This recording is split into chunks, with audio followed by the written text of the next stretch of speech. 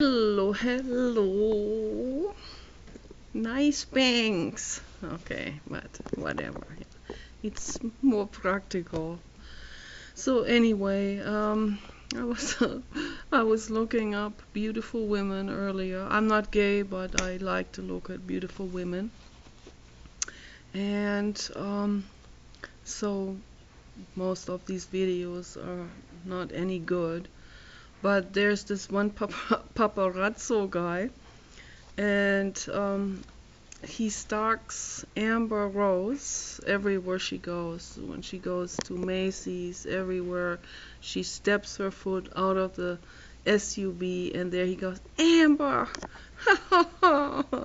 Man, Amber! Amber, you're looking good. Man, Amber, man, Amber, man, Amber. And then the whole walk over into the door of Macy's, he's right at her heels, complimenting her, asking her questions. And I mean, I have to snicker about this, but there's one part of me that really snuffs my nose, and one part of me that really feels sorry for that guy. I mean, it is like, is this your hobby, or um, is there anything else in your life that you could maybe do that could be somewhat of help to the world, instead of really annoying the shit out of people? Not just the people you're stalking, but the people who are watching your videos. I mean, and then the question comes up. I mean, I understand why you all find this woman particularly beautiful. I do too. You know, what an amazing brony pony. What a beautiful pony booty. So yeah, it's super cool, to have a figure like this. I don't know if this is all natural or not, but if that's natural, oh man, gosh, she can call herself very lucky. But anyway, what I want to say is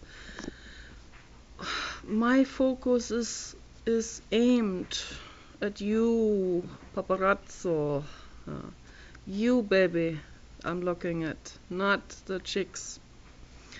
Why are you why why are you doing this to yourselves, man? Why do you have no self-worth at all? Is there nothing in your life, in you, in your existence here on earth, as a human, as a man? Is there nothing that is fulfilling to you, you know? And I know that this hobby, chasing celebrity women, that's not fulfilling, you know, even if you might want to lie to yourself and say it is. But that kind of stuff is not fulfilling at all. That's not a fulfilling existence, you know. That's an existence full of fear, and it makes me heavy in my chest, you know. It makes it hard for me to breathe thinking about this, thinking about having a crush like this, particularly on someone who is just absolutely not obtainable, you know, someone who would never ever ever ever ever pay attention to a person who chases around celebrities, you know. This lady, Amber in particular, you know, is she's bright, she is smart, she sees this, and this would, as I can imagine, if I was in her situation, this would not appeal to me. You know, if someone gave up on themselves like that, and just became this complete slave, like a psychological slave to someone else. That I find that pathetic and unwell. It's psychologically not stable, not grounded at all. It's very, very sad, an existence like this. And I have been through a lot in my life. I've been through phases myself where I had in 2010 I had this crush on James Hetfield. That was extremely painful. It was embarrassing, and I was in denial for a long time. And it took me a long time to come out of this denial and see what kind of person that really is, and see the whole thing for what it is. It's just a pathetic state of mind. That's all it is. Nothing else. There's nothing, not even anything to do with that person. It's just, it was my personal pathetic state of mind. It was a pathology on my part. Okay? And I had to deal with it. I had to own up to it. And I had to come to grips that asshole is a sociopath. He may have multiple personalities. I don't know. Could be. And he is definitely a psychopath and has no compassion at all. And just because he is a good singer and makes some good songs that spoke to me, that this Viking guy, baby, that's it. Just it shoots at something else, in the brain. It shoots straight at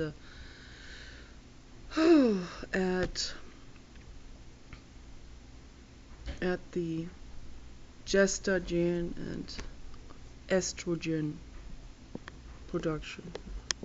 That's all it is. There's nothing else going on. It's like it's almost like a primal, rudimental reproductive system agitation. That's all it is. And then and out of this then grew an infatuation, and then out of that grew me writing poetry in a frenzy and sending it to him. And the whole thing came finally crashing down after the crush. It came crushing down after about 6 months of gruesome state of mind, of like, who am I? It's like I didn't even ask that question anymore. It's like when you have a crush, you forget who you are. You don't even remember that you are a person too. You are a person. Whether you're famous or not, you're still a person. You're not just some random dude or random woman in my case. I am me, Nicola. I still am me. But my mind state was, I'm a nobody. I had a session with Mada, which cost me a large super-sized washing machine, brand new. With other words, 700 macaronis I had to lay down for that session, because I thought I wasn't going to come out of it. I thought, this is it. This is ending in my demise or something. And so I think that the session with Mada was good. I know my husband disagrees with me on that, but I think that session was good. I mean, she didn't really say anything that I didn't already know, but she reminded me, Nicola, you are feeling and thinking like you are nobody. That was the first thing she said, because she wanted to see my photos and she wanted to see those from James Hetfield. She's never heard about James Hetfield, by the way. And she's my age too. See, there are some people in the world who have never heard about this fogey, but that exists too. But she's not into heavy metal, so.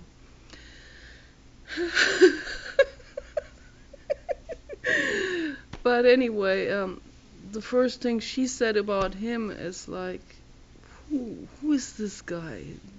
This guy can't give you anything, nothing.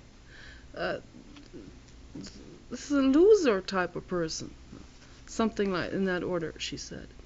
And you're thinking you're a nobody, a complete nobody. You've forgotten about your own personality, about your own beingness. And I needed to be reminded of that. I really did. And my animal rights friends reminded me of the atrocity this horrific psychopath has done. And finally it sank in, and then there was this pivotal point, this tipping point, and bloop, it tipped over. And there, I still didn't have me, but at least I had a heck of a lot of anger all of a sudden. And it really sank in, it really dawned on me. This guy is a frickin' sociopathic murderer. And, but it, I mean, this is just this particular example here. Not all celebrities are bad. And I know that Amber Rose is not bad. She's a good person. She's a kind, caring person. She talked about the whales one time. I was very happy to see that.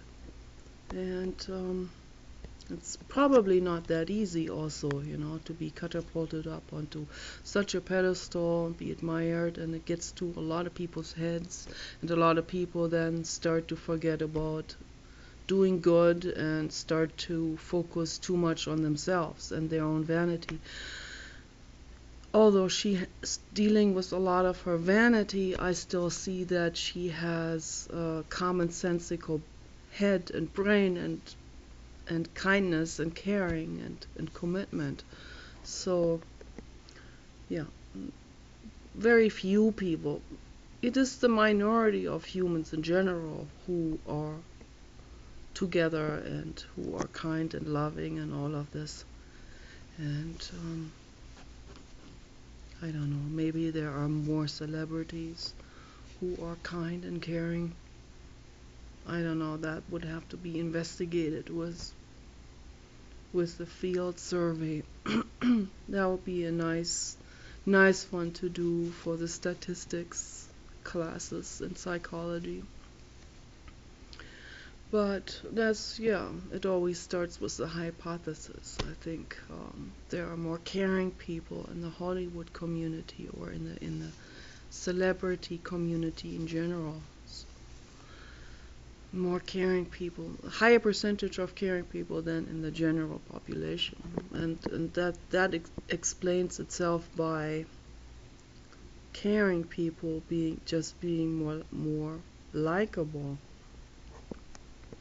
I mean, a brutal sociopathic murderer, people don't trust unless he's a real cunning person, and some of them are. But it comes out sooner or later. It usually does. But what I was after this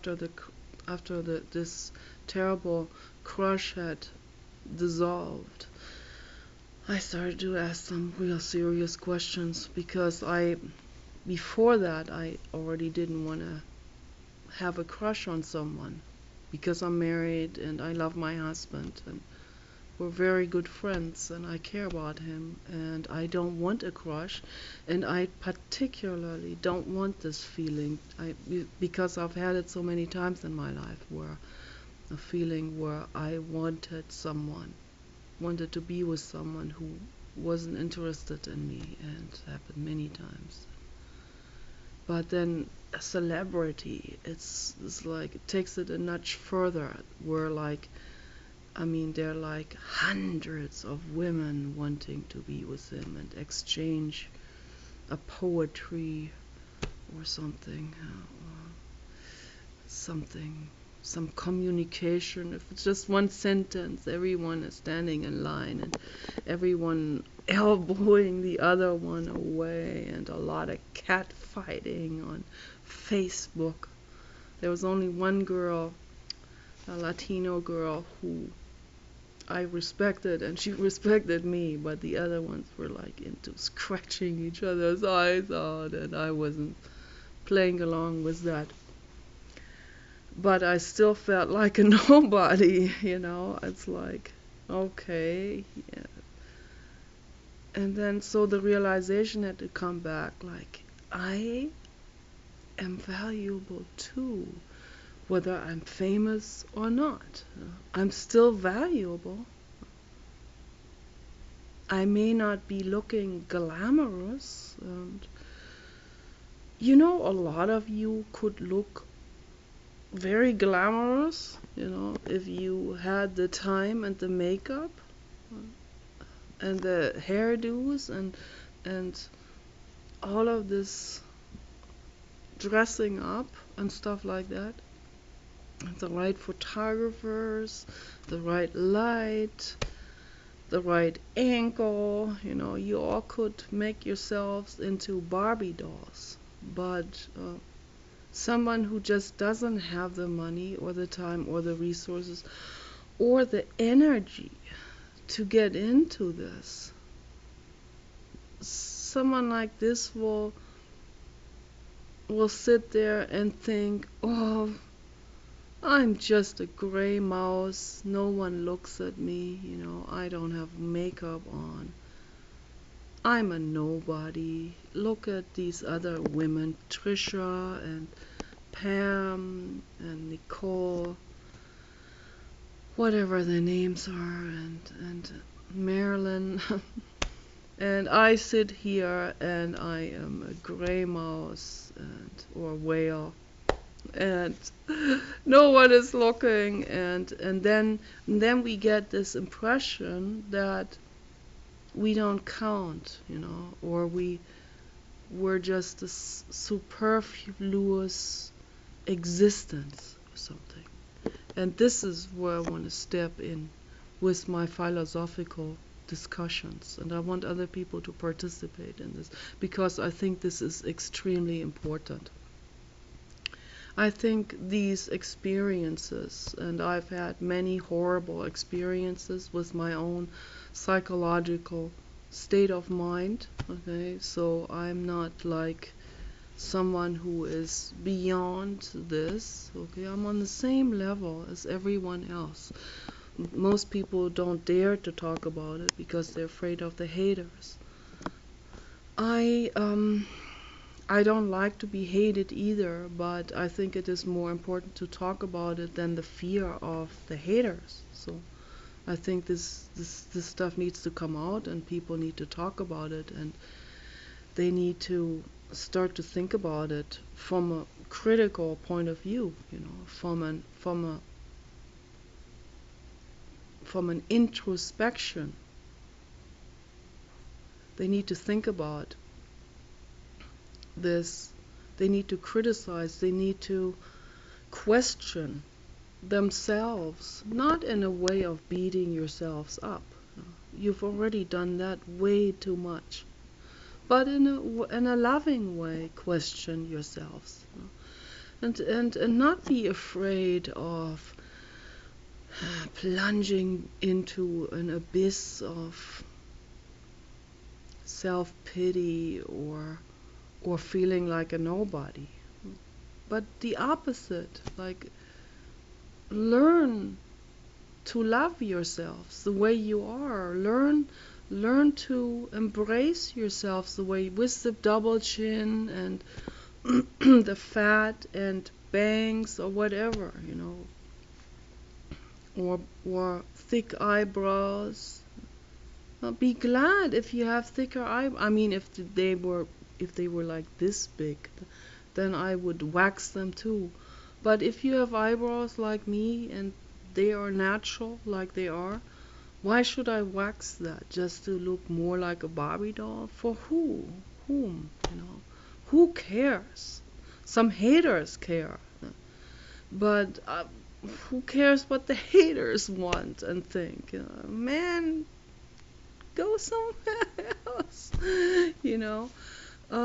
I like my eyebrows the way they are, and if you have eyebrows like this naturally, why wax? Why go through all the trouble? I have a few hair on my lower legs, on my, like there's like one place on my leg where there's hair growing on, like just above the ankle, and I know I inherited that from my dad, the shape of the legs too, and the sporadic hair in between.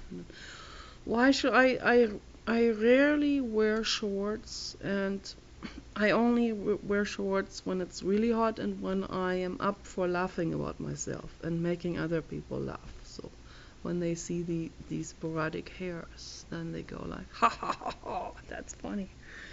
So that's good. So I laugh along with them on this. I usually wear long pants and no one sees my sporadic hair. So, and one guy even said when I was 16, he said he likes hair on women's legs, and I thought that was I thought that made me feel bad actually. But but today I think there's nothing wrong with it. I mean, if it was like really thick, hairy or something, then that's very sad to have that. Then I understand when women wax. But if you only have a few sporadic hair on just like an area this wide around the calf, then don't worry about it. Just don't. Who cares about this? Or if you have very little hair under your armpits, who cares? But anyway, and I have hair under my armpits. So, but it's not that bad, and it doesn't stick out or anything, and I am completely pro embracing oneself the way you are, with the wrinkles. I mean, it gets difficult when women later on in their 70s, when they get really wrinkly. My neck's not so super. It's getting a little bit loose, yeah. But it's not like when I was 20. But it's really bad when the neck gets really horrible in the 70s, usually, unless they take that medication from Liz Parrish, or that other guy, I forgot his name, Khalifa or something, and those are gene researchers, and I think that Captain Kirk is taking that. I'm not sure, but it looks like it. He already looks like 30 years younger, and that guy's over 80. But when a woman doesn't take this, and when she doesn't do facelifts or neck lifts, and when she gets older and she gets really wrinkly necks, then I mean, if I was 80 or 70 and had a wrinkly neck or this here, I would not wear this tank top anymore. Then I would have to, even in very warm climates, I would have to wear a regular t-shirt to cover that up. But that's just the way I see it. But we should not. So we should embrace ourselves, but at the same time we shouldn't be. There are women who want to deny that they are wrinkled, and then they want to show their skin, and that doesn't. That's I find that a little a little intrusive, like towards others, to have to look at someone who has terrible skin or something. Yeah. So that's not fair to other people. So I would definitely cover that up, but that doesn't mean we need to hate ourselves. That still means we should still love ourselves. We should still love our body cells and kiss our skin and like this. And I do always when I feel I need comfort, or I have a roll-on like a roll-on stick that has a little roller on it, and I put oil in it. I put some violet oil in it, natural essential oil, and I roll that on my breasts and my body, and I roll hearts onto it like this, like rounded hearts. And I know a lot of people will think this is pretty batshit crazy, but it isn't. It actually, there's research that has been done on this. This is actually very beneficial for your health to do this, for your skin and for your entire system. It's really good to do this. To paint hearts onto your body with some wholesome oil, or a self-made lipstick, or the lipsticks by Dr. Hauschka. Those are all natural. You can paint some hearts on your body, and it's really, really good. I mean, there was a documentary film on this too, with the work by Dr. Masaru Emoto from Japan, who was getting into the molecular structure of water, and all of this has something to do with this. This is very important. I didn't realize this in the past during my atheist years. I was rather afraid of the occult. I was kind of like running away from it. But it's not occult. What is occult means? It's in the dark. It's just, all we need to do is shine some light in it and research it, and then it's scientifically researched. That's all there is. So there is nothing mystical. It can be discovered, it can be researched, and then we have the proof, we have the results. We have the same results over and over again, and then it is basically confirmed scientifically. And that's how science works. And just because there's a lot of stuff that isn't researched yet doesn't mean it is mystical or occult or like parapsychology, or something that is equated with spook and belief system and all of that. There's no such thing. That everything is realistic. Everything will be researched, it will be discovered, and then you have clear results, and people get used to it, to those things. There is so much knowledge that is suppressed and that is also ignored, and people deny it because they are afraid of it, and because it doesn't fit into their worldview, whether it is an atheistic worldview, a materialistic worldview, or a religious worldview. So everything is pan-psychic. The whole everything, the infinite into infinity, everything is vibrates with energy. So you guys take care. Bye.